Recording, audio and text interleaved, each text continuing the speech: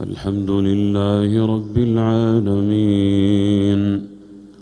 الرحمن الرحيم مالك يوم الدين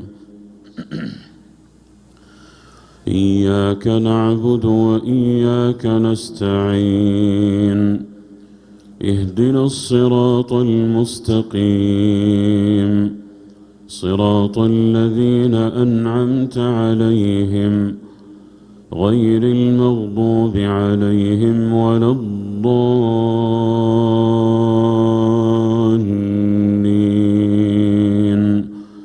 آمين.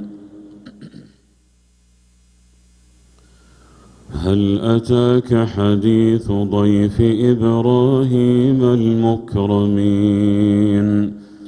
إذ دخلوا عليه فقالوا سلاما قال سلام قوم منكرون فراغ إلى أهله فجاء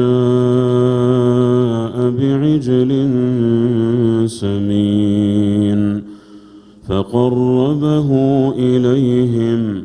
قال ألا تأكلون فأوجس منهم خيفة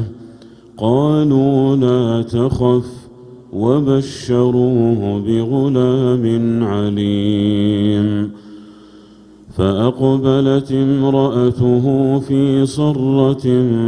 فصكت وجهها وقالت عجوز عقيم قالوا كذلك قال ربك إنه هو الحكيم العليم قال فما خطبكم أيها المرسلون قالوا إنا أرسلنا إلى قوم مجرمين لنرسل عليهم حجارة من طين مسومة عند ربك للمسرفين فأخرجنا من كان فيها من المؤمنين فما وجدنا فيها غير بيت من المسلمين وتركنا فيها آية للذين يخافون العذاب الأليم وفي موسى إذ أرسلناه إلى فرعون بسلطان مبين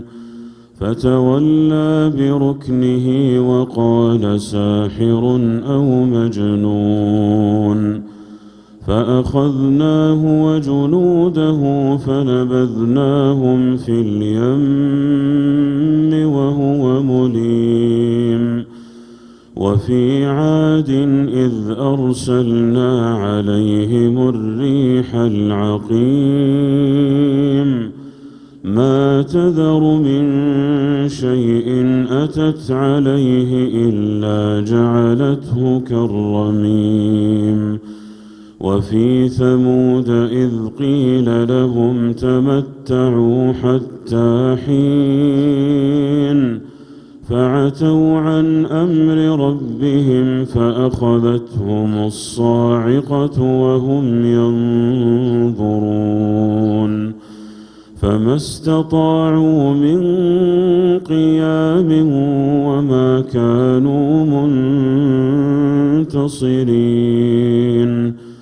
وقوم نوح من قبل إنهم كانوا قوما فاسقين. الله